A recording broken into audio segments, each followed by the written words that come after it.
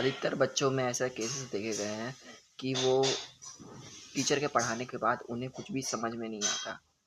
Teacher का पढ़ाने के बाद उन्हें कुछ समझ में नहीं आया रहता है, वो कंफ्यूज रहते हैं। तो ऐसा क्यों होता है? ये सबसे बड़ा कारण है। जब टीचर से पढ़ रहे हैं उस समय वो दूसरा कोई काम ना करे और स्पेशली कुछ ना लिखे। लिखने से उनका ध्यान भटकता है। कोई भी अगर वो जब टीचर गुरु कुछ भी समझा रहे हैं तो सिर्फ उस जो बोल रहे हैं उस पर फोकस करना चाहिए, उनके बातों पे ऑब्जर्व करना चाहिए, उनको सुनना चाहिए। सब छोड़ के सब सब दुनियादारी सब छोड़ के कुछ और सोचने की जगह, कुछ और लिखने की जगह सिर्फ और सिर्फ उनकी बातों पे ध्यान देने। तभी वो जो बोल रहे हैं वो पूरा अंदर तक रहेगा और बहुत लंबे समय तक रहेगा। और जब आपको 1 महीना 2 महीना बाद भी आपको वो चीज़ रिकैप करना होगा अपनी मेमोरी में, वो अच्छे से रिकैप हो पाएगी।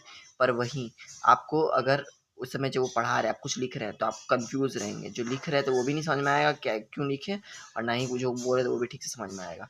इसलिए जब पढ़ाए तो सिर्फ लिखा करिए, और बाद में वो जो पढ़ा रहे हैं वो उसे क्या कहते हैं बाद में लिख लीजिए, या तो फोटो खींच के रख लीजिए, बाद में जब पढ़ाने के बाद समझाने के बाद कहीं से जुगाड़ कर लीजिए।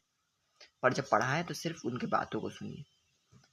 यही एक बेस्ट तरीका है टीचर्स की बातों को समझने का, और उनको बाद में जब आप लिखने जाएंगे समझ के तो और अच्छे से समझ में आएगा ऐसा क्यों बोला। लिखने से कन्फ्यूजन होता है, जब बोले तो सिर्फ ऑब्जर्व करना और सुनना है। यही एक पहले ज़माने में गुरु करते थे, सिर्फ उपदेश देते थे, उसमें कोई लिखता नहीं था, सिर्फ सुनते थे, और वो अपने अपने आप अंदर चाहता था और अच्छे से लंबे समय तक रहता था। यही एक बेस्ट तरीका है। लिखने वाली परंपरा तो बहुत बाद में आई। पहले लोग सिर्फ जो बोलते थे वही सुनते थे और वही बहुत समय तक याद रहता था। लिखने की ज़रूरत नहीं पड़ती थी याद रखने के लिए। तो इसी तरह को ट्राई करिए, देखिए आप काफ़ी अच्छा महसूस करेंगे, आपको काफ़ी लगेगा कि इम्प्रूवमेंट है आपकी स्टडीज़ में।